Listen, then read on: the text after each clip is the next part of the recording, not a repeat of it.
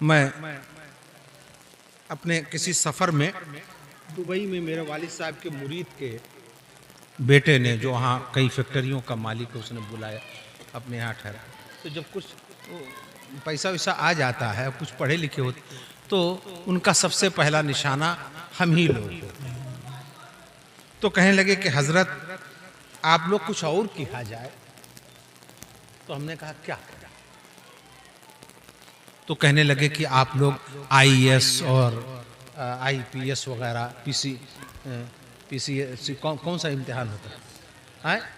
अरे उसका यूपीएस ये जो इसकी तैयारी क्यों नहीं कराते हैं? तो हमने कहा हम ही आलिम भी बनाए, हम ही हाफिज भी बनाए, हम ही कारी भी बनाए, हम ही डॉक्टरी की भी तालीम दिलाएं, हम ही वकालत की भी तालीम, लॉ कॉलेज भी हम ही खोले। तो तुम लोग क्या करोगे? खाली कमाओगे।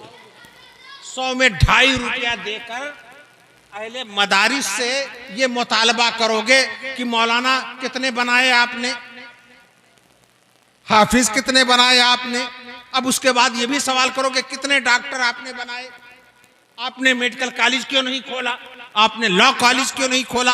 अरे कौम के लोग अपनी अपनी जिम्मेदारियां संभालें, एक ही काम सबसे लोगे। और उसके बाद कहा जाएगा कि मौलाना लोग कौम पर बोझ न बने, इनको कुछ सिखाइए, इनको घड़ी बनाना सिखाइए, इनको टेलरिंग सिखा दीजिए। सुनने में तो बड़ा अच्छा लगता है। कभी किसी डॉक्टर से किसी ने जा करके कहा कि इसको कारपेंटर बना दीजिए। हर एक की अलग अलग तालीम का अलग अलग शोबा है। ये हाफिज और कारी और आलिम होना ये एकेडमिक काम है। इनसे क्या वोकेशनल काम तुम लेना चाहते हो? अगर कौम में इस तरह के लोगों की जरूरत महसूस करते हो तो साइड से उनको किसी को कारपेंटर बनाओ, किसी को रेडियो बनाने वाला, टीवी बनाने वाला, जो भी तुम बनाना चाहो बनाओ। कारपेंटर बनाना चाहो, टेलर बनाना चाहो। अब क्या चाहते हो कि कोई इमाम साहब हो और उधर सलात हो चुकी है, इमामत के लिए जा रहे हो, और कोई खातून पहुंचे कि मौलाना साहब, इमाम साहब हमारा जंपर आपने बड़ा ढीला कर दिया और बड़ा कसा कर दिया। क्या तमाशा है भाई? कहने सुनने में बड़ा अच्छा लगता है। अलग अलग लाइन करो तब काम होगा। एक ही पर बोझ डाल दोगे, वही आलिम भी है, वही दर्जी भी है, और वही कारपेंटर भी है, वही मैकेनिक भी है, सब एक ही आदमी। किसी डॉक्टर से कभी किसी ने कहा कि आपने लॉ क्यों नहीं पढ़ी? किसी लॉयर से आपने पूछा कि आपने इंजीनियरिंग क्यों नहीं पढ़ी? हर एक की अलग अलग अपनी लाइन है।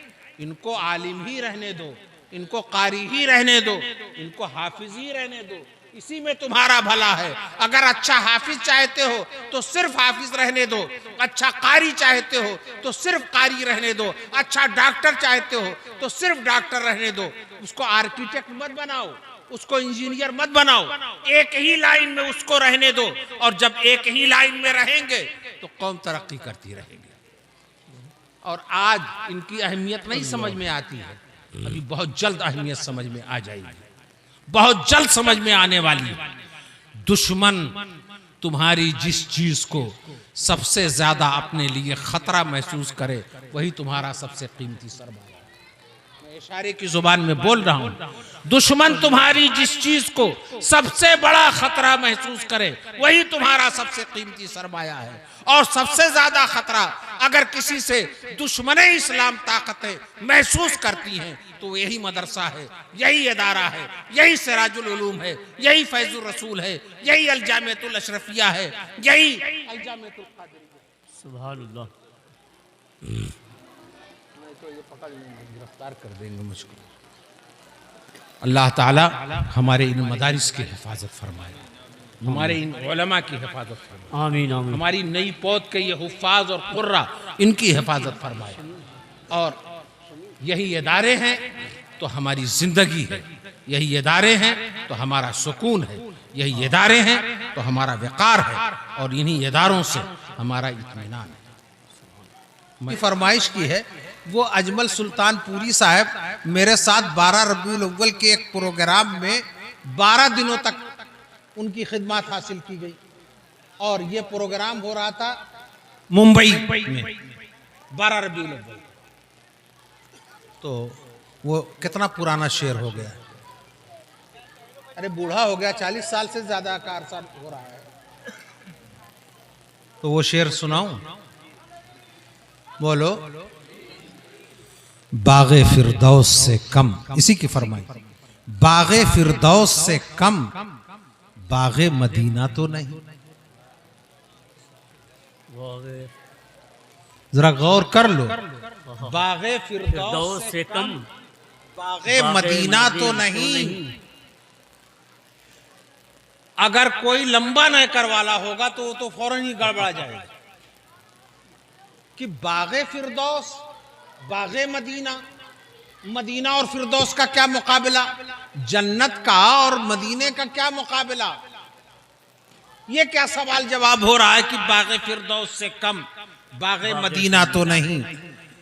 ये बात उसको नहीं समझ में आएगी, ये बात इमाम अहमद रजा के जानिसार को समझ। क्या कहे, कहां बागे फिरदौस कहां बागे मदीना, नहीं जाहिल, समझ नहीं पा रहा है। एक तरफ रोजे का नूर, एक समत मिंबर की बहार, बीच में जन्नत की प्यारी प्यारी क्यारी। वाह वाह वाह, सुभान अल्लाह, सुभान अल्लाह, वाह वाह वाह।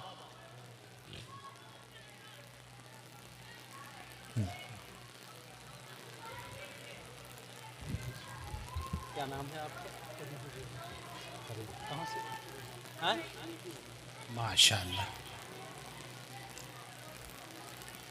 बागे फिरदौस से कम बागे मदीना, रूह क्यों गोश बर आवाज हुई जाती है, रूह क्यों गोश बर आवाज हुई जाती है। मुझको सरकारे दो आलम ने पुकारा तो अल्लाह। ऐसे अशार हमारी स्टेज पे। अब तो हम समझी नहीं। अव्वल बात तो हम लोग बुढ़ाए गए, तो जब स्टेज पे जाते हैं तो मैदान साफ रहता है, वहीं बैठा दिए गए, उसी तकरीर के उठ के चले गए। ज्यादा कुछ मौका नहीं मिलता है, वरना न जाने कितने गुनाह माफ हो जाए। कि अज़ियतुल मोमिन सबबुन ले रफ़ई दरजात व दफ़ईल खतियात। बागे फिरदौस से कम बागे मदीना तो नहीं। हाँ, मगर मुनकिरे नादान ने समझा तो नहीं, रूह क्यों गोश बरावाज हुई जाती है। मुझको सरकारे दो आलम ने पुकारा तो। और कासिमे नेमतो कौसर को ये हरदम है ख्याल, कोई भूखा तो नहीं कोई प्यासा। क्या कहेंगे, वाह वाह वाह। कासिमे नेमतो, हाँ हाँ हाँ जी क्या कहने हैं। आजकल के क्या समझ पाएंगे। हाँ हाँ हाँ। अजमल साहब को मैंने मुबारकबाद पेश की। कुरान पाक की आयत करीमा है, या अय्युहल्लज़ीना आमनू ला तरफ़ऊ अस्वातकुम फ़ौक़ा सौतिन नबी वला तजहरू लहू बिलक़ौल कजहरि बाज़िकुम लिबाज़ अन तहबता अमालुकुम व अंतुम ला तशऊरून। तो अजमल साहब ने शेर का शायरी इसको, कूचे मुस्तफ़ा में अदब शर्त, कूचे मुस्तफ़ा में अदब शर्त है, यानी ताज़ीमे महबूबे रब शर्त है। बारगाहे हबीबे खुदा के करीब जोर से बोलना है हराम। अल्लाहु अकबर। इसको भी कह दीजिए, यही तो शायरी, यही तो आला हजरत की पैरवी है। मैं तो अक्सर कहता हूँ कि मेरे इमाम ने शायरी नहीं की है, बल्कि कुरान और हदीस की तर्जमानी की। वाह वाह, बेशक। नारे तकबीर, नारे रिसालत, मसलके आला हजरत, पैगामे आला हजरत, तालीमाते आला हजरत। ये तो मचलते हैं उस वक्त, ऐसे नोट ले लेंगे और उसके बाद एक एक 10 मिनट तक 10 की गड्डी जो होगी वो शायद उसे भी इनकार कर देना चाहिए और इस तरह देने वालों को भगा देना चाहिए जल्द से। तमाशा कर रहे हो। यानी अभी मौलाना मसूद साहब कह के गए कि वो सारा वो ऐसे ऐसे करके दे रहे होंगे और हाफिज साहब का कहीं पता ही नहीं। चलिए मैं उस पर भी आता हूं। और इस शेर पर अगर कोई बगैर नारे के अगर मचला नहीं तो मैं समझूंगा बहुत ठस किस्म के लोग करके महशर में शफाअत वो कहेंगे अजमल। करके महशर में शफात वो कहेंगे अजमल, मेरी उम्मत का कोई आदमी छूटा तो नहीं आए हैं। वाह वाह वाह वाह, करके महशर, वाह वाह वाह वाह, कि जिसने फरमाइश की क्या थी सुभान अल्लाह, करके महशर में शफात वो कहेंगे अजमल, मेरी उम्मत का कोई आदमी छूटा तो नहीं। सुभान अल्लाह, वाह वाह वाह।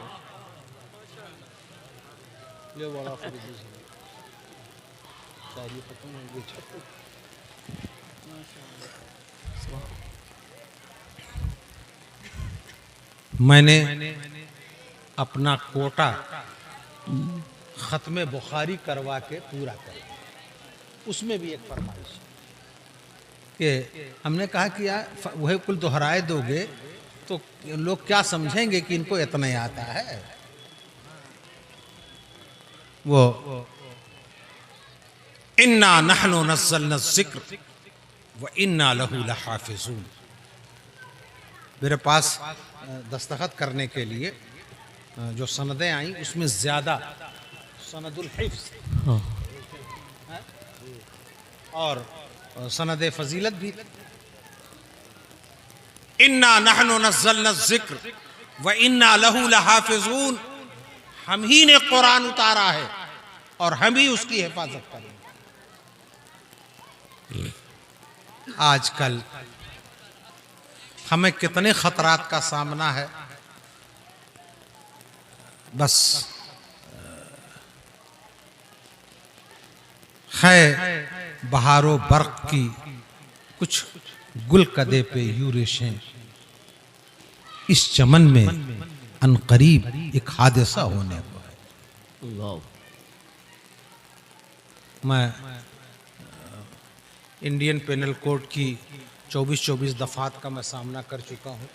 ज़रा सा अभी अपने आप को थोड़ा सा सेफ कर रहा हूँ, वक्त आएगा तो देखा जाएगा। हालात बड़े खराब चल रहे हैं।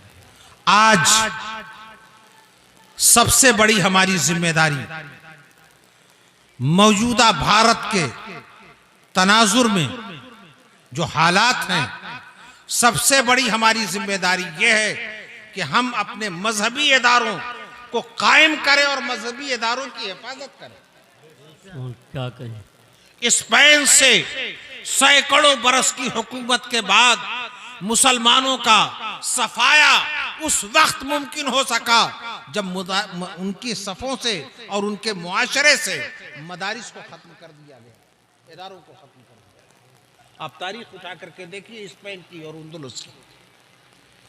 आज लेकिन हमें इत्मीनान है कि परवरदिगार कुरान में इरशाद फरमाता है, इन्ना नहनु नज़्ज़लना ज़िक्र व इन्ना लहू लहाफ़िज़ून, हम ही ने कुरान को उतारा है और हम ही इसकी हिफाजत करेंगे। अब मैं आपको बतलाऊं,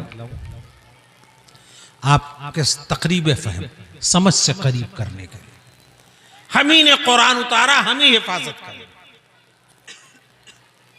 जैसे कोई बादशाह ये कहे कि ये मुल्क हमारा है, हम ही इसकी हिफाजत करें,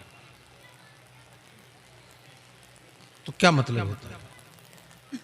बादशाह सरहद पर, बॉर्डर पर जाकर वो खुद राइफल, कलाशंकूफ, AK-47 लेकर के खड़ा रहता, मोटर लेकर के खड़ा रहता, फिर वो कहता है कि हमारा ही मुल्क है, हम ही हिफाजत करेंगे। तो हिफाजत की सूरतें ये हैं कि वो बादशाह अपने ममलकत और अपनी सल्तनत की हिफाजत के लिए अपनी सफ़ों से अच्छे और तनुमंद जवानों को सेलेक्ट करता है, उनका इंतखाब करता है, उन्हें अच्छी वर्दी देता है, उन्हें अच्छा खाना देता है, उन्हें अच्छे वेपन और असलहे और हथियार देता है, और फिर उनको सरहद पर जाकर के मुकर्रर कर देता है, तैनात कर देता है, और उसका कहा भी पूरा हो जाता है।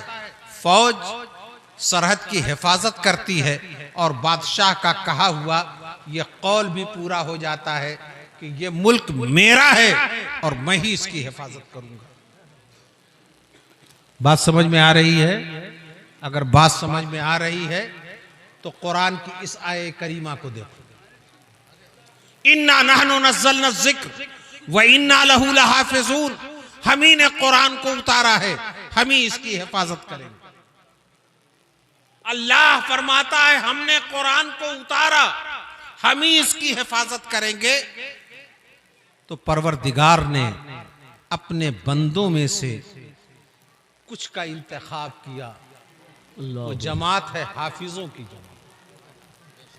सुभान अल्लाह। कुछ बंदों का इंतखाब किया, वो है कारियों की जमात।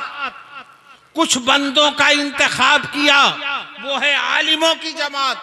और कुछ बंदों का इंतखाब किया, वो है मशाइख तरीक़त की जमात।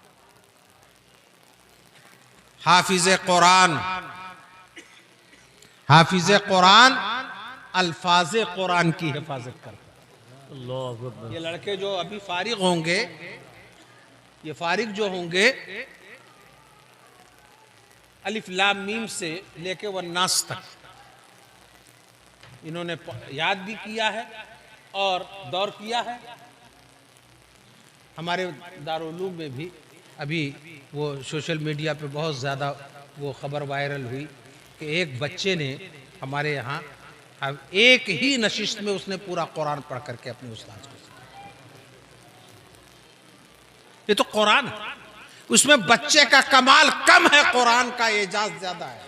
सुभान अल्लाह। हाय है। तो ये हुफ्फाज जो हैं, जिन्होंने कुरान को हिफ्ज किया है, ये अल्फाज कुरान के मुहाफिज हैं। और कारी जो है वो क़िरात कुरान का मुहाफिज है। और आलिम जो बनते हैं, जिनको फजीलत की सनद दी जाएगी, वो मानिए कुरान के मुहाफिज। सुभान। हाँ हाँ हाँ। तो नहीं से काम नहीं चलेगा, वरना हम लोग तो साइड में कर दिए जाएंगे। रूहे कुरान की हिफाजत के लिए मशाइख तरीक़त की जरूरत है। रूहानियत वाली खानकाह में बैठे हुए असहाबे तरीक़त की जरूरत है। ये चार जमातें मिलकर कुरान की हिफाजत कर रही हैं। हाफिज अपने तौर पर कुरान की मुहाफजत कर रहा है, कारी अपने तौर पर कुरान की हिफाजत कर रहा है, आलिम अपने तौर पर कुरान की हिफाजत कर रहा है, शेख तरीक़त अपनी खानकाहों में बैठकर और अपने बंदो मौज़त व नसीहत से रूहे कुरान की हिफाजत कर रहा है। और फिर परवरदिगार का ये कौल सिद्क़ सदाकत की अलामत बन जाता है, इन्ना नहनु नज़्ज़लना ज़िक्र व इन्ना लहू लहाफ़िज़ून। मैं मुबारकबाद देता हूँ यहाँ के असातिज़ा को। और मेरा ख्याल ये है कि तकरीबन 35-37 साल के अरसे में कोई जलसा ऐसा नहीं हुआ होगा मदरसा लतीफ़िया सिराजुल उलूम का।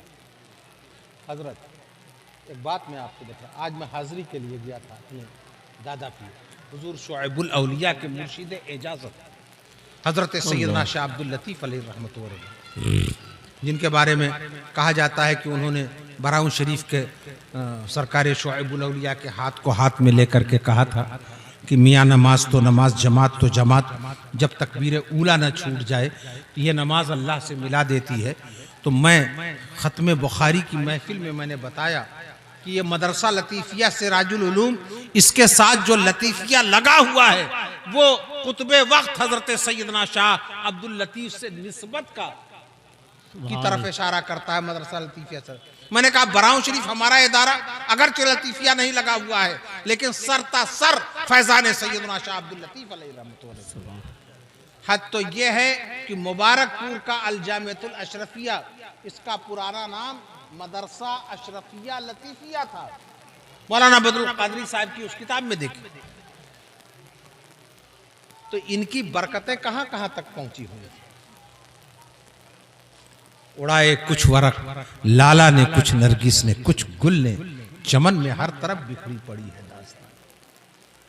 अरे दयारे सैयदना शाह अब्दुल लतीफ में रहने वालों, तुम अपने इस सआदत पर खुशियां मनाओ कि जिस जमाने में आला हजरत फाजिल बरेलवी के जमाने में जिन तीन बुजुर्गों का पूरे मशरिकी भारत में चर्चा था, उनमें से एक जात हजरत शाह वारिस अली अलैहि रहमत व रिदवान की थी, दूसरी जात हजरत सैयदना शाह अली हुसैन अशरफी की थी, और तीसरी जात हजरत सैयदना शाह अब्दुल लतीफ अलैहि रहमत। सुभान अल्लाह सुभान। उन्हीं के नाम से मंसूब ये इदारा भी है, मदरसा लतीफिया सिराजुल उलूम। अल्लाह ताला इसके फैजान को आम से आम तर फरमाए, और यहाँ जितने लोग यहाँ से फारिग हो रहे हैं, नारे तकबीर, नारे रिसालत, पीर तरीक़त हुजूर गुलाम अब्दुल कादिर मियाँ साहब क़िबला अलवी, नारे तकबीर, नारे रिसालत। वो एक इल्मी बात मैं आपको, वहाँ अफजल साहब इजाज़त है 2 मिनट के लिए, और हमें इत्मीनान है कि मेरे बिरादर मुकर्रम मुनाजिर अहले सुन्नत अगर सो करके आपके नाक और मुंह की आवाज़ भी बुलंद होने लगे तो झिझोड़ कर ये जगह लेंगे, सो नहीं सकते। क्या कहें? ऐसा मलका, बल्कि जी, मैं तो जी, कहूँगा बेशक। मलका मुअज़्ज़मा हासिल साहिब तक कहाँ कहाँ कहाँ नहीं जाकर के इन्होंने सुन्नियत और मसलक आला हज़रत का झंडा नहीं गाया। अभी मेरे फर्जंद वहाँ थे तो आपकी सारी जौलानियों का जिक्र किया, अल अज़हर में पढ़ रहे हैं मेरे छोटे फर्जंद। बड़े वाले तो पढ़ करके आ ही चुके हैं, और छोटे मोहम्मद शोएब बताने लगे कि हज़रत आए हुए हैं, तो हमने कहा कहीं वहाँ भी तो मुनाजरा नहीं करने लगे। बाद में पता चला हाँ वहाँ भी छोड़ दिया इन्होंने। हर चंद हो मुशाहिदे हक़ की गुफ्तगू, बनती नहीं है बादो सागर कहे। तो इंशाअल्लाह आप साहिब तर्ज खती, लेकिन मैं आपको बतला दूं कि कोई चीज़ कुछ कहा जाता है तो उसके 4 पहलू होते हैं, सराहतुन नस, इबारतुन नस, इशारतुन नस, इख्तिज़ाउन नस। हदीस में मौजूद है कि मन हफ़िज़ल कुरान व अमिला बिमा फ़ीह, जिसने कुरान को हिफ्ज़ किया और उसमें जो अहकाम है उसकी इताअत की, उल बेसा वालिदा हो ताजन यौमल क़ियामा, उसके वालिदैन को रोज़े हश्र ताजे इज़्ज़ो किरामत बनाया जाए। अल्लाह है कि नहीं? ये तो सराहतुन नस है, कुछ इशारतुन नस भी है, कुछ इख्तिज़ाउन नस भी है। मुदर्रिसीन मुझे बताएं, दरसगाह के शरावर मुझे बतलाए, अगर 2 महीना अपने पास अपने बेटे को रखने वाले माँ बाप ताजे इज़्ज़ो करामत उनको पहनाया जाएगा, तो 10 महीने तक मदरसा लतीफिया सिराजुल उलूम में इनके शबो रोज की इस्लाह करने वाली जो जमात उलमा है, जमात हुफ़ाज़ है, जमात कुर्रा है, अब चाहे जिस नस से इसको मानो ना मानो, लेकिन कहीं ना कहीं से आवाज आ रही है कि अगर वो ताजे इज़्ज़ो करामत पिन्हाए जाने के हकदार है तो इनको भी बारगाह खुदाबंदी से एजाज जरूर हासिल। सुभान अल्लाह से। 2 महीना में सब पूरा ताज ले लोगे, और 10 महीना वाले क्या करेंगे? कोई किनारे बैठा दोगे बिहार के जलसे की तरह से कि कोई उनको पहचानेगा ही नहीं। असातिज़ा का एहतराम अगर सीखना हो तो न उलमाए सू से समझ पाओगे, न पीराने सू से समझ पाओगे। मेरे यहाँ दारुल उलूम फैज़ुर रसूल में कायम करने वाले मेरे वालिद गिरामी हुजूर शुएबुल औलिया सैयदना शाह मोहम्मद यार अली अलैहि रहमतुल्लाह, हज़रत शेखुल उलमा अल्लामा गुलाम जिलानी आज़मी, अल्लामा बदरुद्दीन रिज़वी, अल्लामा हकीम नईमुद्दीन रिज़वी, अल्लामा मोहम्मद यूनुस नईमी अशरफी, मुफ्ती जलालुद्दीन साहब अमजदी, ये सारे असातिज़ा की बावकार जमात मौजूद है। मगर मेरी उंगली पकड़कर मेरे वालिद गिरामी ने अल्लामा बदरुद्दीन को मेरा अतालिक़ ख़ास मुकर्रर। आज जो रिज़वियत के साथ और मसलक आला हजरत के साथ जो मोहब्बत है वो तो हुजूर शुएबुल औलिया के खून का असर तो है ही, हजरत अल्लामा बदरुद्दीन रिज़वी की तरबियत का भी है। मेरे वालिद गिरामी ने फरमाया और ये नसीहत की, लाठी डंडा लेकर आने वाले बाप अपने बेटों की खैर मनाएं। शुएबुल औलिया ने अपने बेटे मुझको ये हुक्म फरमाया कि बेटा तुम साहिबजादगी का पिंदार लेकर के दरसगाह में न जाना। जब दरसगाह में जाना तो उस्ताद का जूता सीधा कर देना, जब दरसगाह से निकलना तो जूता सीधा करके। अल्लाह। ये उसी तसलसल का एक हिस्सा है जो इमाम कसई के वजू कराते हुए बेटे ने हाथ से उनका पैर नहीं मला था तो हारून रशीद ने